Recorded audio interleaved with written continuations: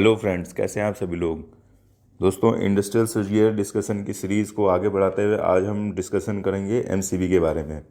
अगर आपने मेरे पिछले वीडियोस नहीं देखे हैं कॉन्टैक्टर के ऊपर और ओवरलोड रिले के ऊपर, तो मैं लिंक डिस्क्रिप्शन में ड्रॉप कर दूंगा, तो आप उसमें चेकआउट कर सकते हैं। तो चलिए स्टार्ट करते हैं। एमसीबी क्या है। एमसीबी एक इलेक्ट्रिकल स्विच है जो फ्यूज़ की तरह काम करती है, लेकिन फ्यूज़ के कंपैरिजन में लाइफ कहीं ज़्यादा होती है एमसीबी की। जब सर्किट में करंट की मात्रा एमसीबी की रेटेड कैपेसिटी से ज़्यादा होती है तो यह ट्रिप हो जाती है और सर्किट को बर्नआउट होने से बचाती है। अब एमसीबी का कंस्ट्रक्शन देख लेते हैं। एमसीबी की इंटरनल स्ट्रक्चर की बात करें तो इसमें बहुत सारे कंपोनेंट होते हैं। जैसे सबसे पहले है सप्लाई टर्मिनल, दूसरा है आर्क चैम्बर, तीसरा है इसका मैग्नेटिक एलिमेंट जिसे सोलेनॉइड कॉइल भी बोलते हैं, चौथा है ऑपरेटिंग नॉब, पांचवा है ऑपरेटिंग मैकेनिज्म, सातवां है फिक्स्ड कॉन्टैक्ट, आठवां है बायोमेटेलिक स्ट्रिप, नौवां है लोड टर्मिनल, दसवां है प्लंजर और 11वां है ट्रिपिंग लीवर। अब हम इसकी वर्क फंक्शन को समझते हैं और इसी से हमें सभी कंपोनेंट की वर्किंग का भी पता चल जाएगा। तो सबसे पहले ओवरलोड ट्रिपिंग समझते हैं कि ये ओवरलोड ट्रिपिंग में कैसे काम करती है।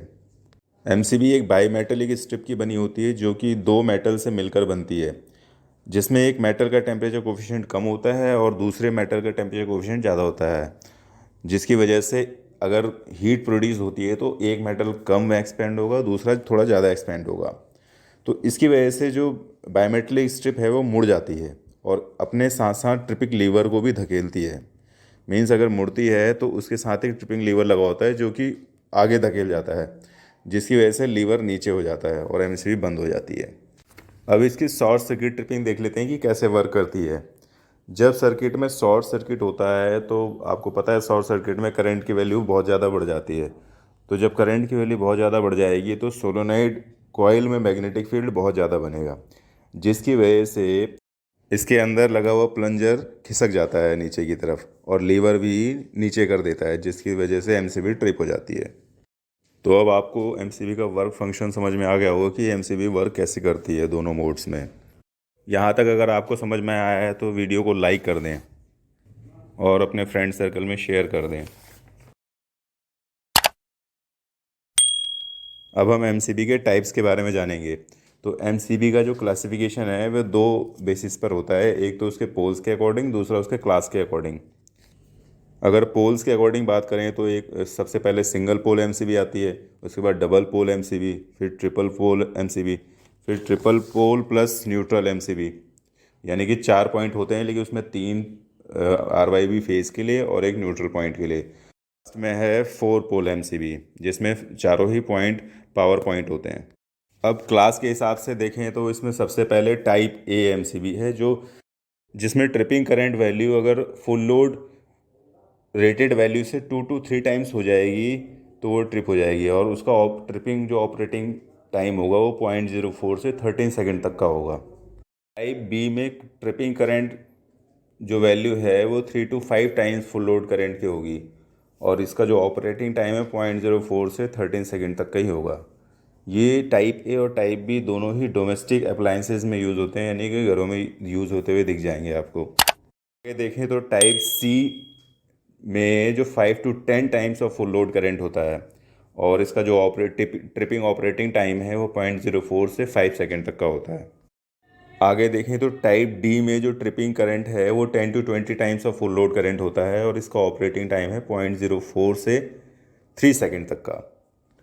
इसमें टाइप सी और टाइप डी दोनों ही कमर्शियल और इंडस्ट्रियल पर्पज़ के लिए यूज़ किए जाते हैं।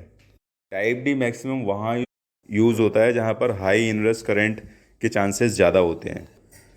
इसके आगे देखें तो टाइप के टाइप की एमसीबी की जो ट्रिपिंग करंट वैल्यू है वो 8 to 12 times of full load current होती है और इसका ऑपरेटिंग टाइम 0.1 सेकेंड से भी कम होता है, यानी कि मोस्ट सेंसिटिव एमसीबी होती है और इसकी स्विचिंग बहुत फास्ट होती है, बहुत जल्दी ट्रिप हो जाती है।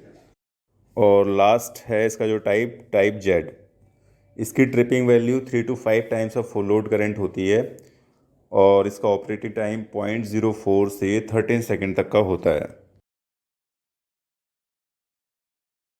अब क्वेश्चन ये उठता है कि हम एमसीबी का सिलेक्शन कैसे करेंगे।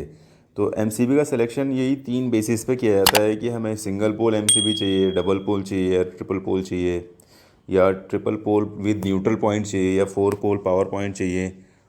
अब पोल सेलेक्ट हो जाने के बाद अब ये कंपोनेंट पे डिपेंड करता है। अगर हमारा कंपोनेंट बहुत ज़्यादा सेंसिटिव है और उसका जो ट्रिपिंग टाइम है वो बहुत कम होना चाहिए, तो उसी के हिसाब से हम एमसीबी सेलेक्ट करेंगे।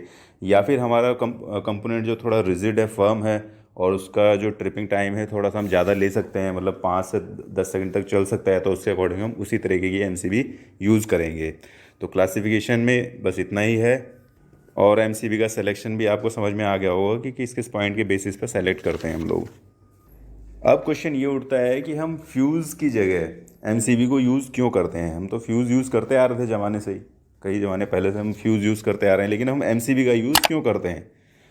तो इसके 2 सबसे बड़े रीजंस हैं। हम इसमें सबसे बड़ी समस्या फ्यूज़ यूज़ करने में ये होती है कि जैसे एक बार फ्यूज़ बर्नआउट हो गया, अगर शॉर्ट सर्किट या कोई भी ओवरलोड हुआ, तो फ्यूज़ बर्नआउट हो जाता है और ओपन हो जाता है, तो उसको रिप्लेस करना पड़ता है। या फिर कई लोग उस फ्यूज़ को रिप्लेस करने के बजाय उसमें वायर लगा देते हैं। अब वायर की कोई करंट वैल्यू तो पता नहीं होती कितने में ये बर्नआउट होगी या कितने में ब्रेक हो जाएगी, तो ये चांसेस होते हैं कि सर्किट को डैमेज पहुंचा सकता है। और एमसीबी यूज़ करने का दूसरा सबसे बड़ा जो फ़ायदा है वो ये है कि ये ट्रिप होने के बाद रीयूजेबल है। मतलब कि ट्रिप होता है तो एमसीबी दोबारा से रीसेट कर दो आप, तो दोबारा हेल्दी कंडीशन में आ जाती है। तो इसकी रिलायबिलिटी और लाइफ बहुत ज़्यादा होती है कंपेरेबल टू फ्यूज़। तो आज हमने जाना कि एमसीबी की डेफिनेशन क्या है, एमसीबी क्या है, इसका वर्क फंक्शन क्या है, एमसीबी के टाइप्स क्या क्या हैं, और एमसीबी सेलेक्ट कैसे करते हैं अपनी रिक्वायरमेंट के अकॉर्डिंग। तो फ्रेंड्स, ये था आज एमसीबी का डिस्कशन। लगभग मैंने सारे पॉइंट्स कवर करने की कोशिश करी। अगर कुछ रह गया हो तो आप कमेंट कर सकते हैं, तो मैं उसका क्लैरिफिकेशन ज़रूर करूँगा। अगर आपको वीडियो पसंद आए तो लाइक करें, अपने फ्रेंड सर्कल में शेयर करें, व्हाट्सएप, फेसबुक जो भी आप यूज़ करते हैं, और चैनल को सब्सक्राइब कर दें अगर आप पहली बार विज़िट कर रहे हैं मेरे चैनल को। तो नेक्स्ट वीडियो मेरा रहेगा एमसीबी, एमपीसीबी और आरएलसीबी, ईएलसीबी के डिफरेंस के ऊपर, कि इनमें क्या डिफरेंस होता है। तो वेट करें मेरे अगले वीडियो का, और तब तक के लिए अपना ख्याल रखें। जय हिंद।